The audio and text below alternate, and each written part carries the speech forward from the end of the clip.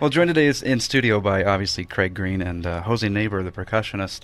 Jason Kirby is your bassist, not here today, but will be performing with you.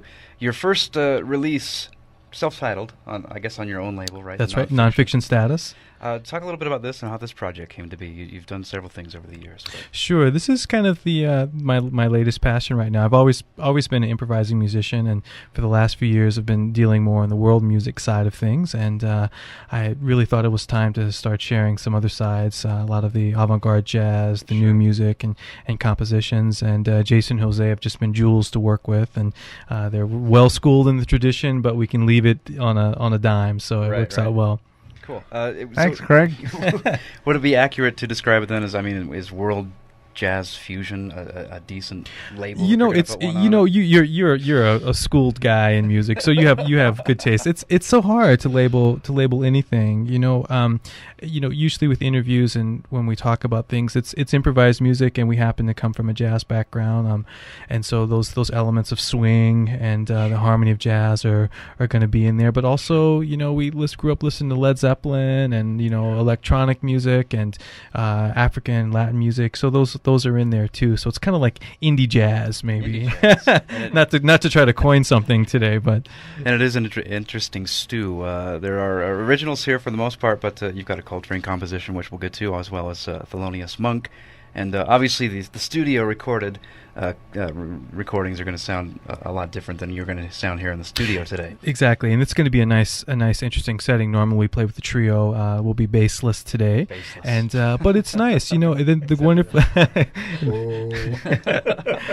it's one wonderful thing about improvised music is that depending on the setting that you're in, you're going to play differently. So what we're going to do today on air will be different.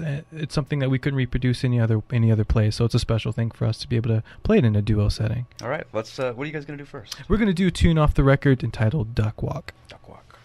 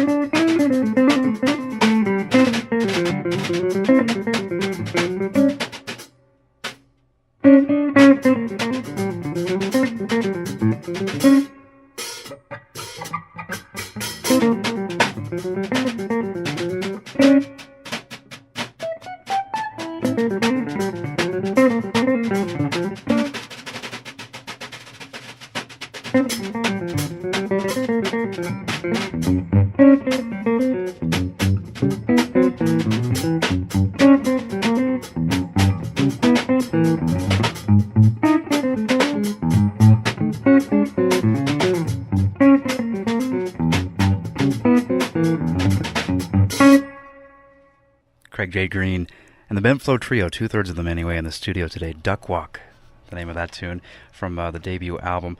You guys, you're playing Portland Valley Brewing tonight here, tomorrow night in Pocatello. You can catch them here. Right. For those of you up in Idaho Falls, you can catch them tonight at Vino Rosso. Lots of different things you got going on, Craig, it seems like. At least you mentioned the electronic side of this act. That's right. There's the electronic side. That's one great thing about this particular ensemble is that it's a different setting each time. Mm-hmm. New players come in, they learn the tunes, they reinterpret it in their own way. Sometimes it's very acoustic based, sometimes very small, and sometimes it's a large ensemble with everyone having laptops and throwing samples in. So a lot of cool things. Yeah. Keeps it interesting for us. Very interesting. And then over the years, you've also played in a guitar duo with Nelson Suchek. That's right. Nelson Suchek is my longtime partner in crime, and we've played all over the world many times, doing our own tunes and very Spanish-based things. And right.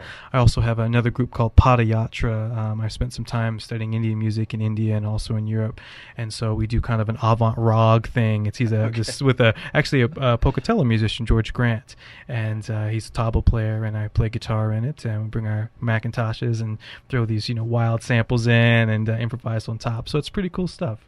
Great. Opportunity to catch the Bent Flow Trio, as I said, tomorrow night in Pocatello, just so you're straight with that, and tonight in Idaho Falls. Why don't we get to something from the album so we can sound what the recorded versions of these sound like? That'd be great. As circumstances had it, I was listening to the album. I didn't have a track list with me because I didn't have a case for the CD, and I recognized this tune, but I didn't know from where.